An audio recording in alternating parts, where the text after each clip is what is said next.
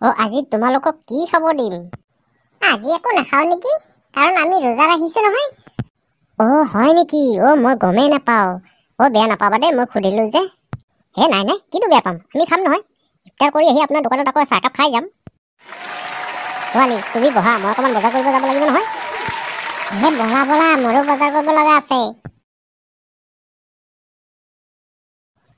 নাই ৰোজাৰ মাহ চলিছে, দোকানখন মই বন্ধই ৰাখিব লাগিব। কাৰণ এই দিনত যদি মুছলমান মানুহ আহি ৰোজা নাৰাখি মোৰ তাত চাহ খাই নহয়, ময়ে পাপৰ ভাগি হ'ব লাগিব। একে সন্ধিয়ালৈকেহে খুলিম, ইফতাৰৰ সময় হ'ব তেতিয়া খাব আহি। হুজুৰ কওকচোন, আপোনাক কি লাগিব বাৰু? আপেল কেনেকে দিছে বাৰু? আপেল কোনটো ল'ব কওকচোন? 1 নম্বৰ, 2 নম্বৰ, 3 নম্বৰ, 300, 400, 350। বাপৰে বাপ, সিদিনা আপেল আছিল 100 টকা কেজি, আজি 350 হ'ল যে। ৰোজাৰ মাহ বুলি দামটো বাঢ়ি গ'ল নেকি? আপেল লওক, আপেল 250, মোৰ তাত 250 টকা কেজি। হুজুৰ আপুনি আজি কি কয়? এতিয়া ৰোজাৰ মাহ, এই ৰোজাৰ মাহটোতে যদি আমি ইনকাম নকৰোঁ কেতিয়া কৰিম? ৰোজাৰ মাহ আহিলে বস্তুৰ দাম বাঢ়িবই। দোকানী, তই কাণ পাতি এটা কথা শুনি ল। আজি তোৰ দোকানৰ বস্তুৰ দামৰ কাৰণে যদি কোনোবা গৰীব মানুহ যদি খাব নাপায় থাকে নহয়, সেই দায়িত্ব তই ল'ব লাগিব। আল্লাহৰ ওচৰত তই দায়ী হ'ব লাগিব। আৰু যেনেবা তই 1 কেজি আপেল আজি 400, 350 দাম মাতিছা, 1 কেজি আপেল তই আনিছ 100 টকাত, তই 150 টকাত বেচিলেতো হয়। তোক ইমান লাভ কিয় লাগে? তই টকা কি মৰিলে কবৰত লৈ যাবি নেকি? 12 মাহে ইনকাম কৰিলি, এমাহত অলপ কম ইনকাম কৰিলে কি হয়? দুনিয়াত কি তই থাকিবলৈ আহিছ নেকি? তই নমৰ নেকি? এদিন মৰিব লাগিব, আল্লাহৰ ওচৰত যাব লাগিব, তেতিয়া হিচাপ তই নিজে দিব লাগিব।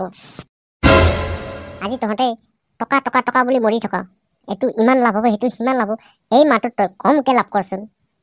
তথাপিতো তোক আল্লাই চলাব, গতিকে চোৱাব পাবি। মৰিলে কবৰত সেইখিনিয়ে যাব, বেলেগ নাযায়। আজি তোৰ কাৰণে যদি এটা দুখীয়া মানুহৰ মুখত হাঁহি ফুটে, কিমান চোৱাব পাবি তই, কিমান আল্লাহ তোৰ ওপৰত খুচি হ'ব। আৰু তোৰ কাৰণে যদি এজন দুখীয়া মানুহ আজি দুখ মনেৰে ঘূৰি যায়, সেই পাপৰ ভাগিও তয়ে ল'ব লাগিব। জনাব, ইহঁতক কৈ লাভ নাই, সিহঁতে নুবুজে। সিহঁতে নমৰো বুলি আহিছে, দুনিয়াত থাকিম বুলি আহিছে, সিহঁতক কৈ লাভ নাই। সিহঁতে যিমান ক'লে সিমানে, সেইখিনিয়ে এখন কাণেৰে শুনিব, সেইখন কাণেৰে ওলাই দিব। নুশুনে, সিহঁতে নিজে বুজিব।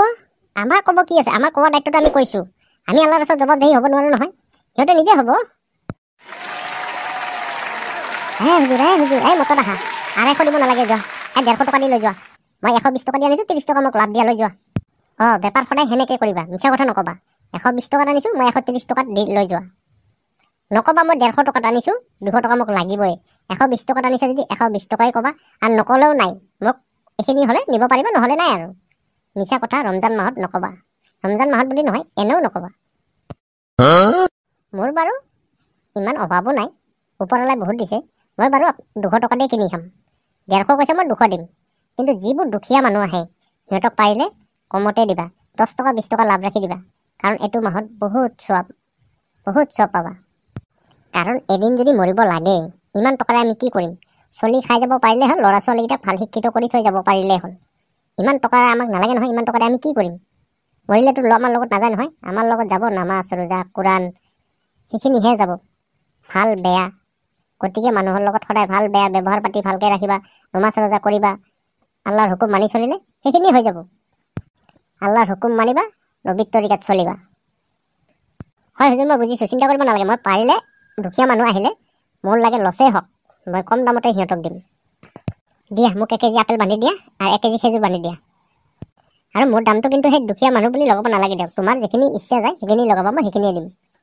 মই মাত্ৰ কৈছো দুখীয়া মানুহখিনিক চাবলৈহে। মেক্সকলাই, মই এইগিলা আল্লাহ ৰচুলৰ কথা ভাবাই নাছিলো। মইতো একদিন মৰিব লাগিব, মইতো যাব লাগিব এই দুনিয়াৰ পাই। ইমান টকা দি ময়ো কি কৰিম? নালগে, ময়ো পৰাপক্ষে 10-20 টকা লাভ ৰাখি মাল বেচিম এতিয়া। যদি টকা কবৰত লৈ যাবাই নোৱাৰো, ইমান টকা দি মই কি কৰিম? চলি খাব পাৰিলেই হ'ল।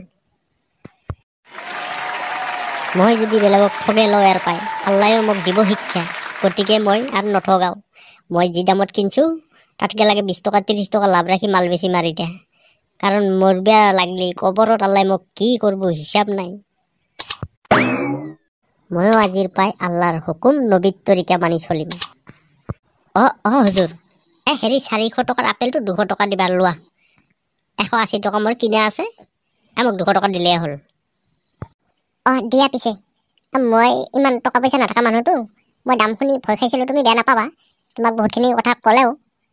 হে নাই, কিনো বেয়া পাম। আমি কথাবোৰ জানা নাছিলোঁ, এতিয়া আপোনালোকে শিকাই দিলে, গতিকে আমি এতিয়া শিকিলোঁ। এনেকেতো শিকিব লাগিব। দিয়া পিছে নেক্সট চকলাই 1 কেজি মাছ কিনিব খুজিছিলোঁ, 600 টকা লাগে তাক। নালাগে, মই মাছেই নাখাওঁ, মই লাগা হ'লে শাকৰ আঞ্জা খাই ৰজা ৰাখিম। আমি দুখীয়া মানুহ, আমি ইমান টকা দি মাছ খাব নোৱাৰোঁ নহয়। লাগা হ'লে পানী খাই ৰজা ৰাখিম, তথাপিও ৰজা নাভাঙো। কিন্তু ইমান দামেদি বস্তুও কিনিব নোৱাৰোঁ, গতিকে আল্লাই যিখিনি সক্ষম দিছে মই সেইখিনি মানি হ'লেও ৰজা ৰাখিমে, তাৰাবি পঢ়িমে, নমাজ পঢ়িমে। দোকানী ভাই, মোক 20 টকা মানৰ খেজুৰ দি আৰু সেই 10 টকা মানৰ চেৰি দি, হ'ব দে, তাকে দি এফতাৰটো কৰিম আৰু। চিন্তা নকৰিবি, দৰকাৰ হয় মই তোক 2টা কল বেছিকে দিখে দামে, মোৰ ফালৰ পাই দিম এইটো। তো বন্ধুসকল, ভিডিঅ'টো চাই কেনে পালে এবাৰ জনাব, আৰু ভিডিঅ'টো যদি ভাল লাগে আমাৰ চেনেলটো ছাবস্ক্ৰাইব কৰি যাব, লগতে লাইক কমেণ্ট শ্বেয়াৰ। আৰু ভিডিঅ'টোত বহুতখিনি কথাই ক'লোঁ, কোনো বেয়া নাভাবিব। ভিডিঅ'টো আমাৰ ইছলামিক ধৰ্মৰ বিষয় লৈ বনোৱা হৈছে, আৰু সকলো আমাৰ ৰমিজা পাৰ্টি পৰিয়ালক ৰমজান মাহৰ শুভেচ্ছা থাকিল। আজিলৈ ইমানতে সমাপ্ত কৰিলোঁ। বাই বাই বন্ধুসকল, হেপী ৰমজান মাহ, সকলোকে ৰমজানৰ শুভেচ্ছা থাকিল। নেক্সট ভিডিঅ' আহি আছে, চাবলৈ নাপাহৰিব।